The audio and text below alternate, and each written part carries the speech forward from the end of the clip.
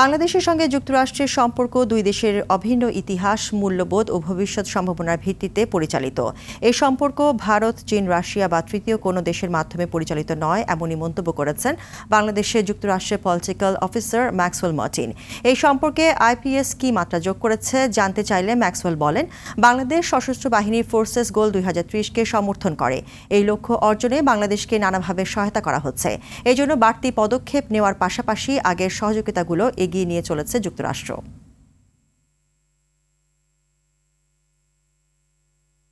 Operation to promote a free and open Indo-Pacific is just one aspect of our wide-ranging bilateral relationship. বাংলাদেশের সঙ্গে সম্পর্কটা আমরা দ্বিপক্ষীয় প্রেক্ষাপট থেকেই দেখি। এই সম্পর্ককে আমরা অন্য দেশের দৃষ্টি দিয়ে দেখি না। গণমাধ্যম সহ নানা জায়গায় শুনেছি যে ভারতের লেন্স দিয়ে বাংলাদেশকে দেখে যুক্তরাষ্ট্র। এটি সত্যি না। আমরা যদি দ্বিপক্ষীয় অভিন্ন স্বার্থের নিরিখে দেখি তাহলে আমরা একসঙ্গে কাজ করতে পারি। এটাই আমরা সরকার, গণমাধ্যম সহ সবাইকে জোর দিয়েই বলছি। We do not expect every country to have the same assessment of China as we do.